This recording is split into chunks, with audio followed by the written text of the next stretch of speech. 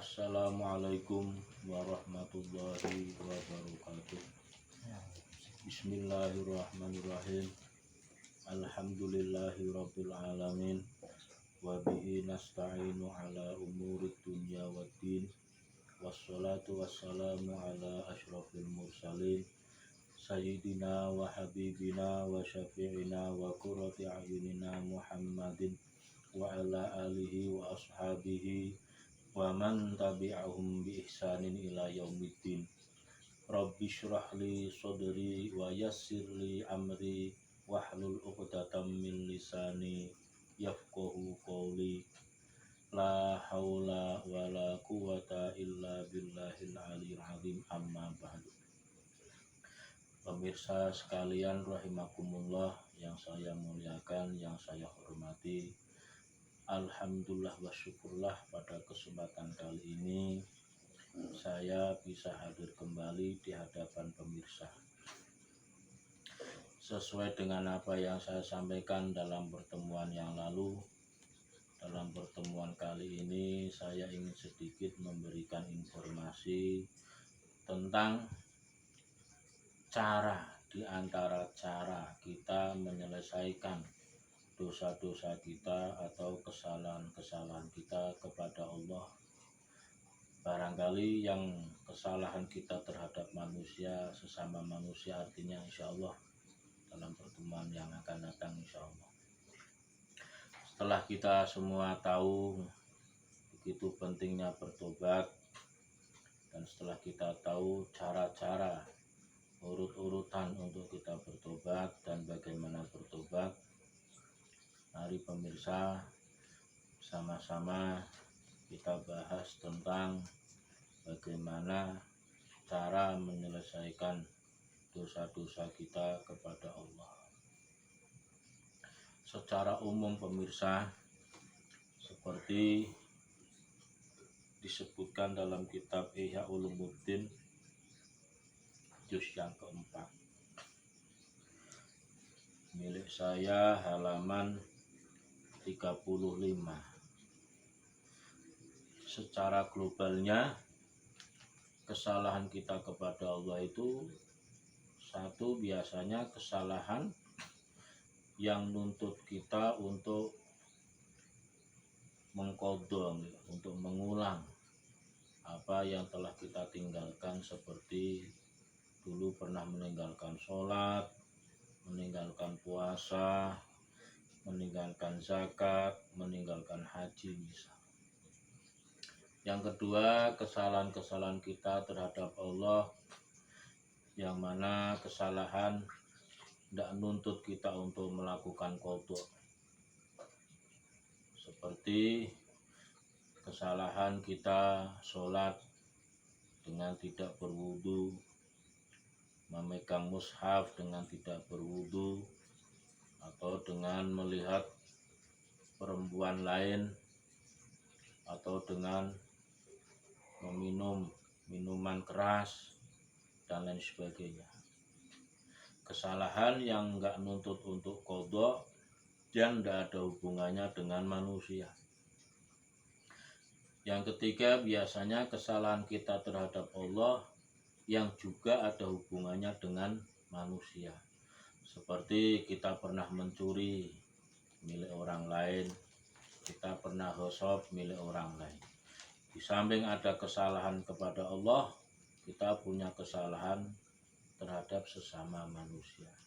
Nah, dalam pertemuan kali ini, mari kita cuma sedikit pemirsa, membahas tentang kesalahan-kesalahan kita kepada Allah. Yang pertama, kesalahan-kesalahan yang nuntut kita untuk melakukan qadha.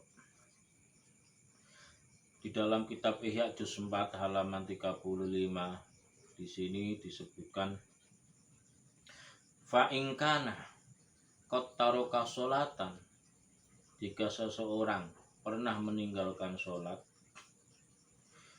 aw shallaha fi thawbin najisin, atau melakukan sholat tapi memakai pakaian yang kena najis, otomatis najis yang enggak ma'fu pemirsa. Aw shallaha biniyatin ghairi sahihah li jahlihi, atau melakukan sholat tapi niatnya nggak sah sebab ketidaktahuan dia bisyarti niat kelawan syarat niat. Intinya satu, pernah meninggalkan sholat atau melakukan sholat tapi dalam pakaian yang kena najis, atau pakaiannya suci tapi ada kesalahan dalam niat. Kalau memang salahnya semacam itu, fayaqdiha an akhiriha, maka orang tersebut harus mengodoni dari akhirnya sholat. Harus dikodoni pemirsa sholat yang pernah kita tinggalkan. Fa in syakka fi adadi ma fatau minha, ketika kita ragu berapa kira-kira sholat yang pernah kita tinggal. Ini pemirsa, kalau bagi pemirsa yang alim, para ustadz, para santri, mungkin hal yang demikian sangat jarang terjadi. Tapi bagi pemirsa yang masih awam kayak saya misalnya, kadang sering terjadi sholat baik lupa atau kesibukan yang lain sehingga kadang meninggalkan sholat. Yang mana kita harus ngodok. Kalau kita sampai lupa berapa yang harus kita kodok, hasiba min muddati buluhi, maka kita harus menghitung dari mangsa mulai kita balik. Jadi kita balik secara umur mazhab Syafi'i insya Allah umur 15 tahun secara tahun. Kalau secara bukan make tahun dengan ihtilam atau bermimpi keluar mani bagi laki-laki, atau bermimpi keluar mani dan haid bagi perempuan, mulai saat itulah kita ingat-ingat pemirsa. Kita ingat-ingat sampai detik ini, sampai hari ini. Kira-kira sholat yang harus kita qodho berapa? Wa taroka al-qadra alladhi yastayqon annahu adahu, dan meninggalkan kadar yang kita yakin kita sudah melaksanakan. Jadi yang kita sudah yakin melaksanakan tidak usah qodho. Yang kita masih ragu atau yakin kita meninggalkan, kita harus qodho.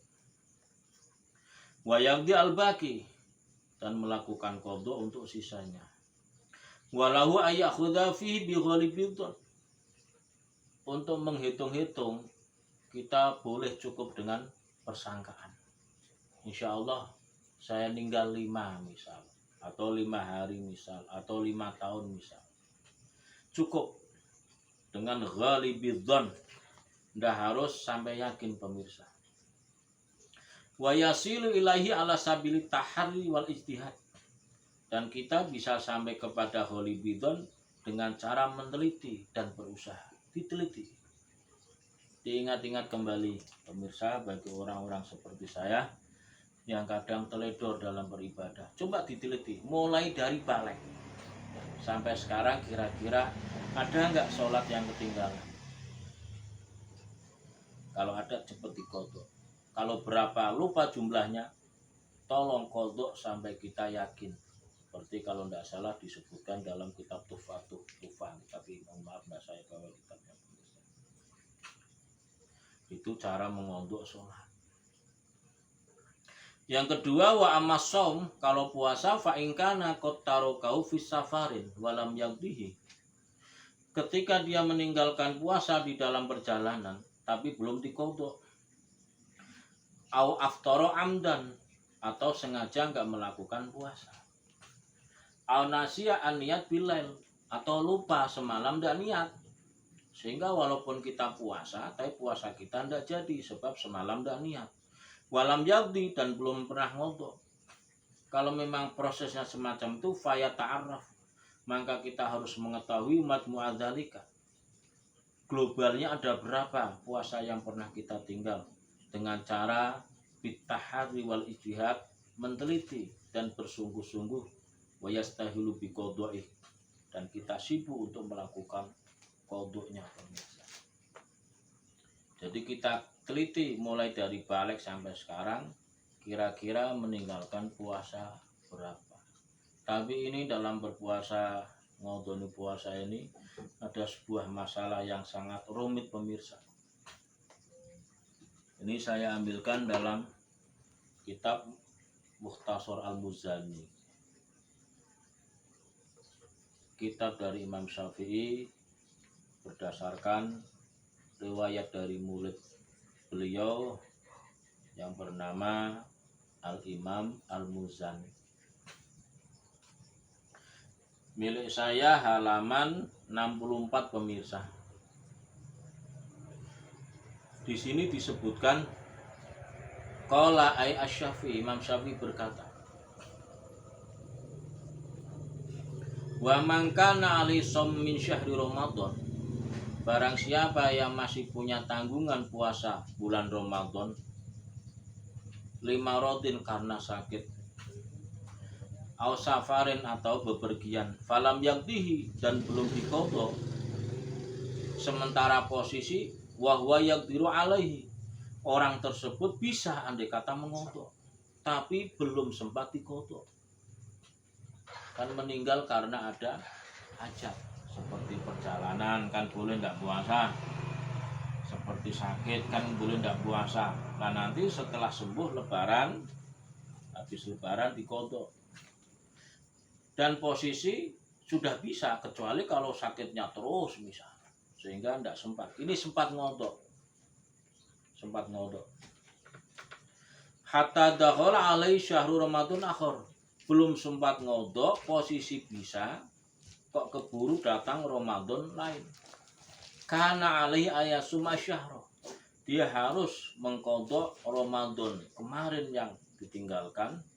Tsumma yaqdi min ba'di alladzi alaihi, di samping melakukan Ramadan yang datang kali ini juga mengodok Ramadan yang kemarin.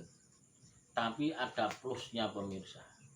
Wa yukaffiru likulli yaumin muddan miskin, di samping wajib qadha karena terlambat 1 tahun sehingga datang Ramadan yang baru, di samping kita wajib qadha, kita juga harus mengeluarkan mud, beras 1 mud setiap hari untuk orang miskin.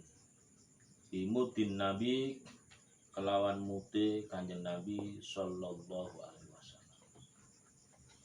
Bahkan dalam satu keterangan, setahun belum diqadha, datang Ramadan belum diqadha, datang Ramadan lagi. Setiap tahun 1 mud, 2 tahun 2 mud. Jadi di samping qadha hari yang kita tinggalkan karena keburu datang Ramadan yang baru, belum diqadha sementara posisi bisa, sempat, itu di samping qadha wajib membayar kifarat 1 harinya 1 mud. Datang lagi Ramadan belum diqadha 2 mud, datang lagi terus. Itu sampai ada keterangan di dalam kitab Mazhab Syafi'i, khususnya kalangan Syafi'iyah, demikian pemirsa. Ini memang sangat berat untuk melakukan qadha. Kalau sudah kelewat 1 tahun atau 2 tahun atau 5 tahun, sebab nanti setiap tahun moodnya itu bertambah. Makanya ayo kita ingat-ingat yang pernah meninggalkan puasa Ramadan, ayo diingat-ingat, ayo kita qadha. Kalau memang terlanjur Ramadan sudah datang lagi, ayo kita qadha dan bayar 1 mud. Kalau sampai 2 Ramadan, 3 Ramadan, ayo mudnya kita tingkatkan pemirsa. Berat lah, itu memang risiko pemirsa, kesalahan kita sendiri. Kenapa ketika bulan Ramadan semua kaum muslimin rata-rata berpuasa, kenapa kita tidak? Itu kalau yang kita tinggalkan puasa. Harus diteliti pemirsa, sampai kita yakin bahwa saya ninggal berapa hari, tahun ini berapa hari, tahun kemarin berapa hari, tahun lah. Kita teliti.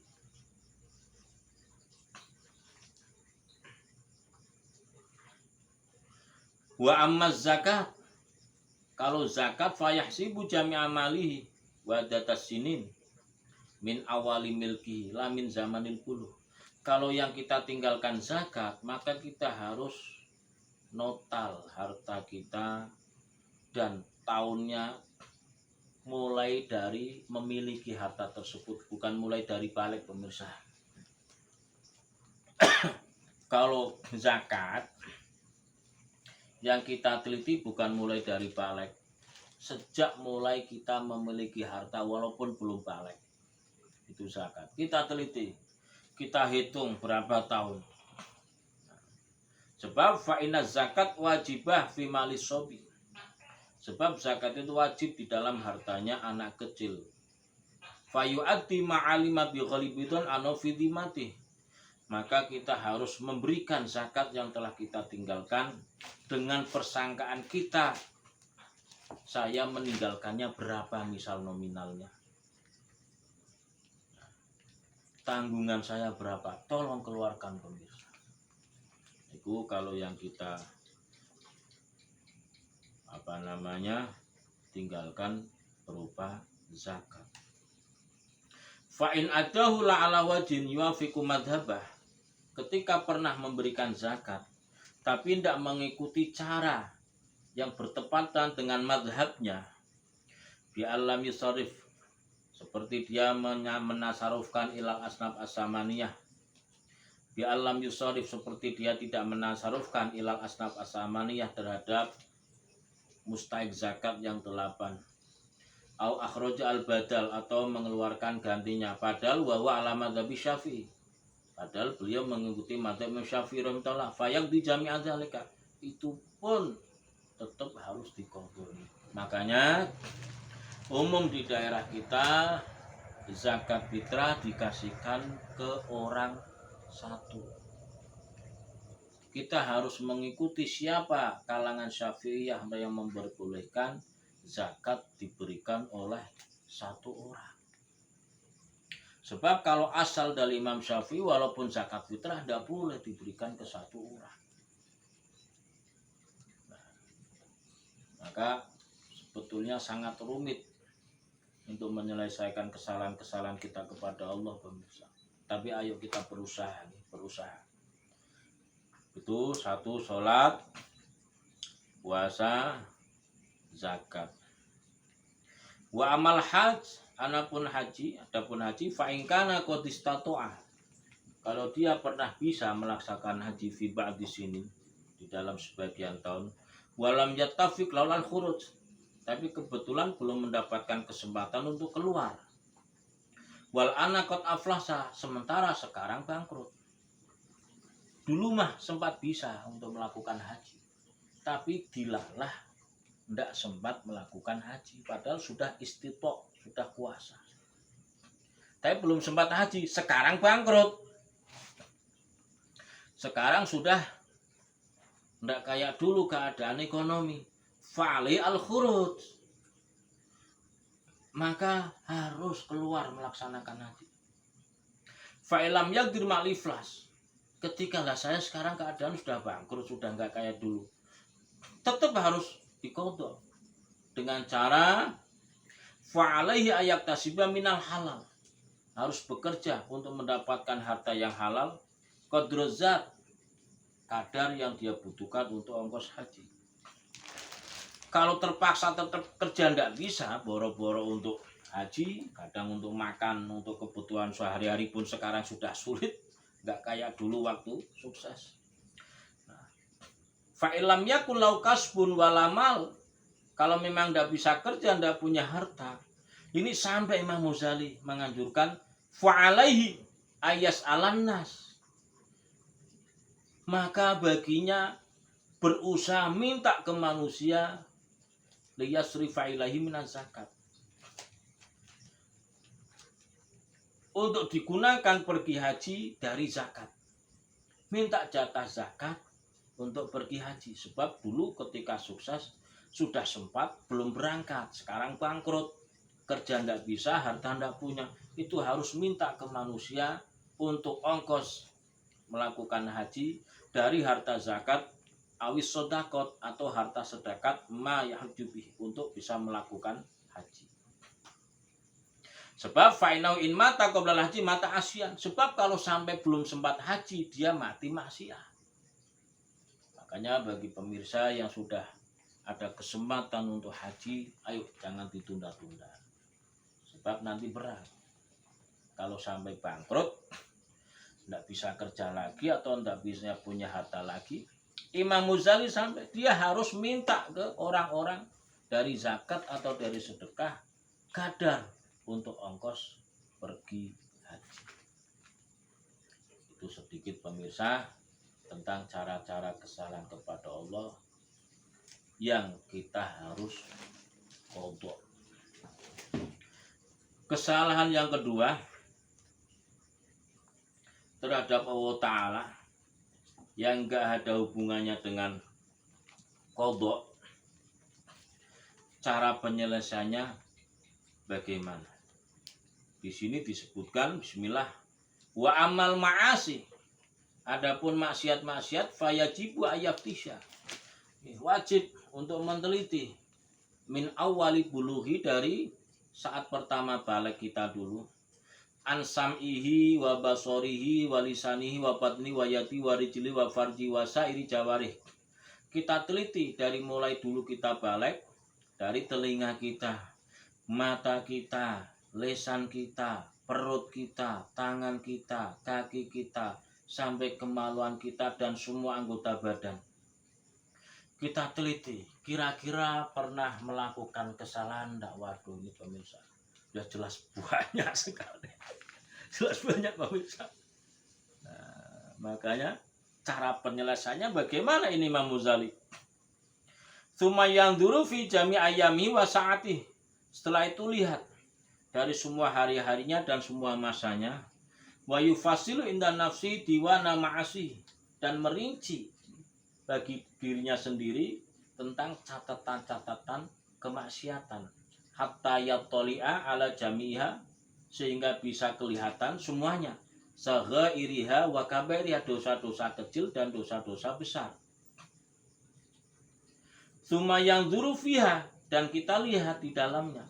Famakana min dzalika baina wa baina ta'ala, ketika dosa berhubungan dengan Allah Ta'ala, antara kita dengan Allah, min haitsu la yata'allaqu bi madlamatil ibad, dengan sekira tidak ada hubungannya dengan kedzaliman terhadap sesama manusia, seperti kana dzorin ila ghairi mahram, melihat perempuan yang bukan mahramnya, atau perempuan melihat laki-laki yang bukan mahramnya. Wa qu'udin fi masjidin ma'al janabah, pernah duduk-duduk di masjid padahal posisi junub. Wa massi mushafin bi ghairi wudu'in, pernah memegang mushaf tanpa wudu. Wa i'tiqadi bid'atin, dan pernah mempunyai keyakinan yang bid'ah. Wa syurbi khamrin, atau pernah meminum arak.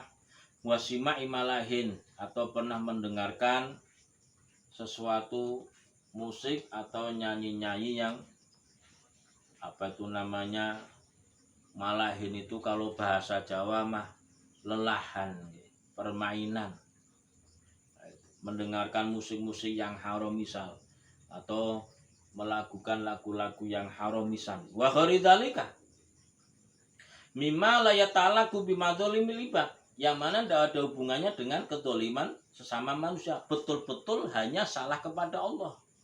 Cara tobatnya pemirsa, fatobatu maka cara tobatnya anha dari maksiat yang semacam itu tadi, dengan cara bin nadam wat tahassar alaiha, kita merasa menyesal dan hati merasa tersentuh terhadap maksiat yang pernah kita lakukan. Jadi kita harus menyesali, harus merasa, ya Allah, kenapa saya dulu menerjang laranganmu ya Allah. Itu cara tobatnya pertama begitu pemirsa. Yang kedua, ditambah wabi ayahsiba miqdaruha min haitsul kibar, dan kita harus meneliti, harus menghitung kadar maksiatnya dari besarnya, wa min haitsul mudah, dari masanya.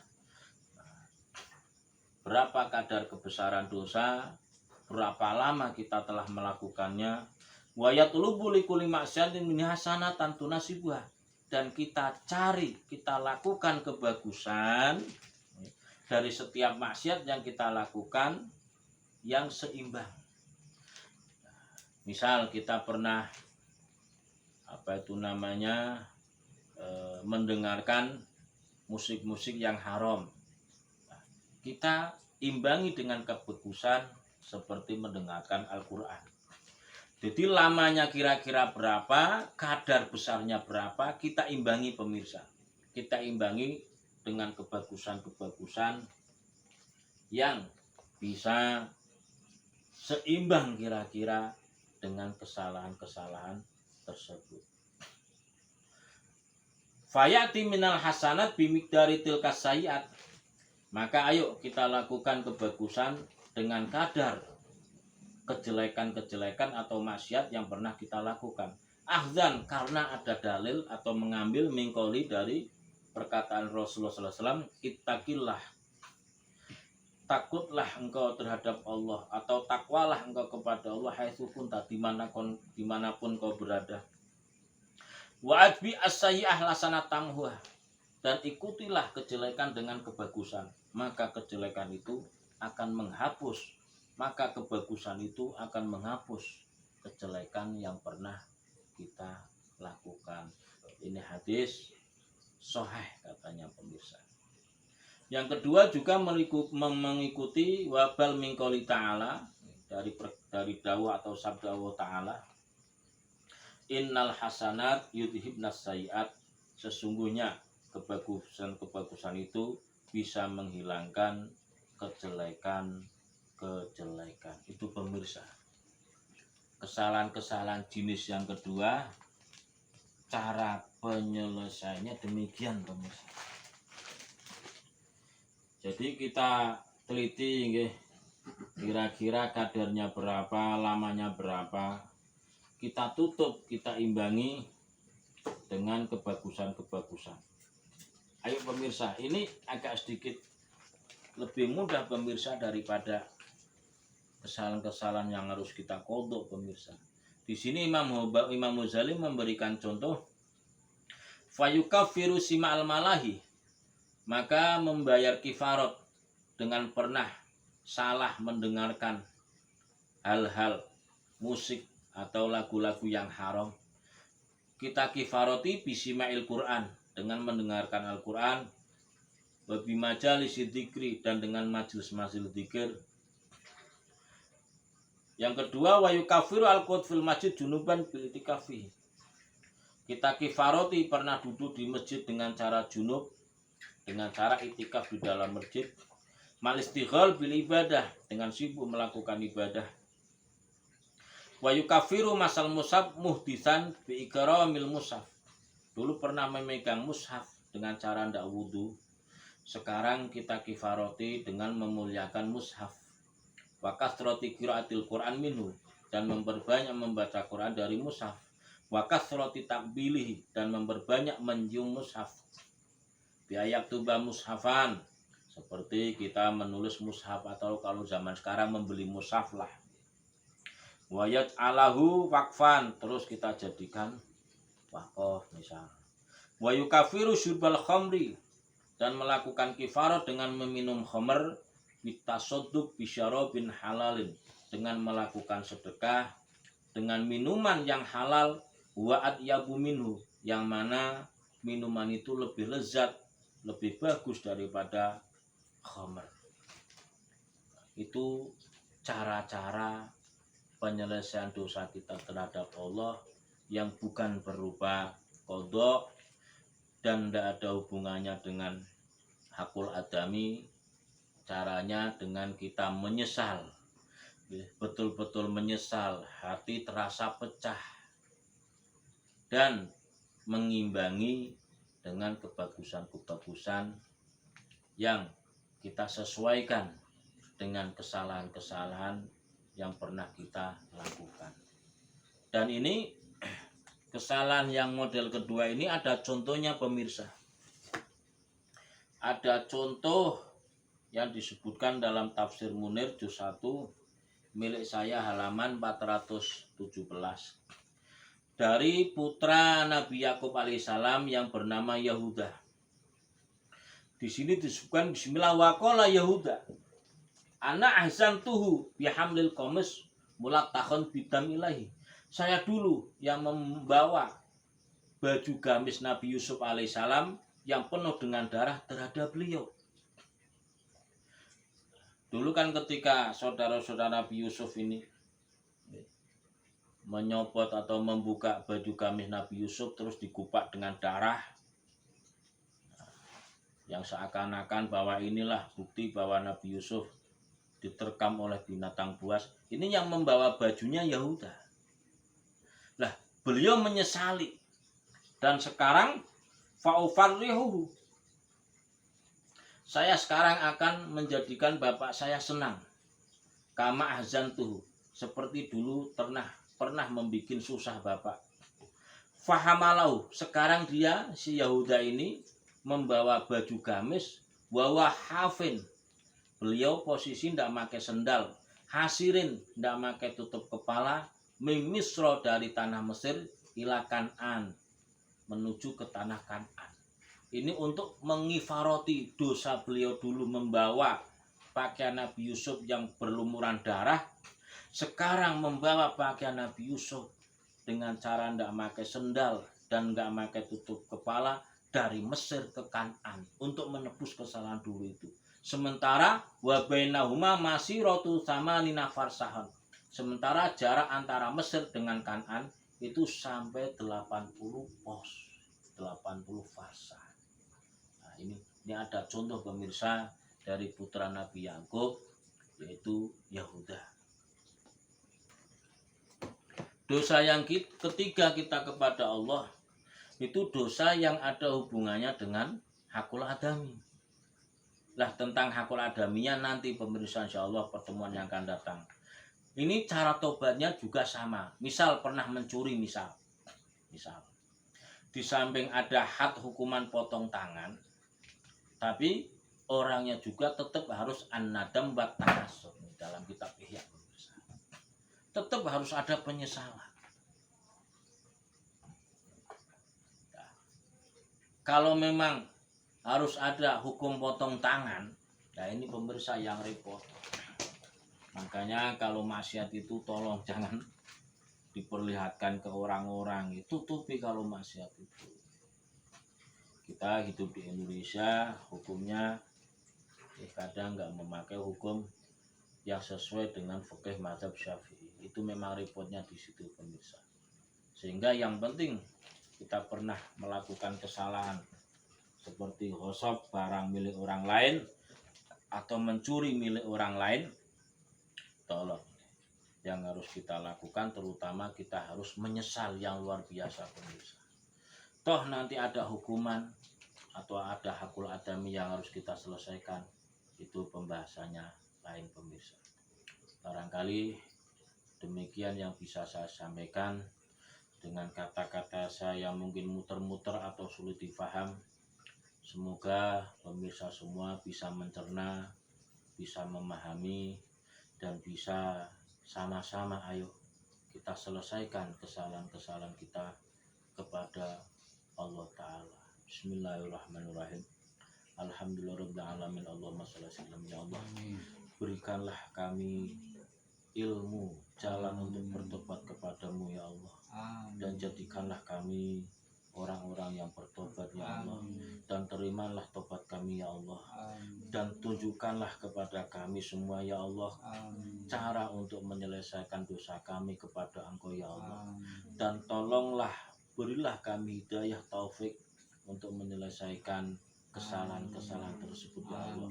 Andai kata kami di dunia selagi kami hidup belum bisa melaksanakan ya Allah, semoga Engkau maafkan ya Allah. Amin. Semoga Engkau maafkan ya Allah. Amin. Semoga Engkau maafkan ya Allah. Wassallallahu ala sayyidina Muhammadin wa alihi wasallam. Walhamdulillahirabbil alamin. Wassalamualaikum warahmatullahi wabarakatuh.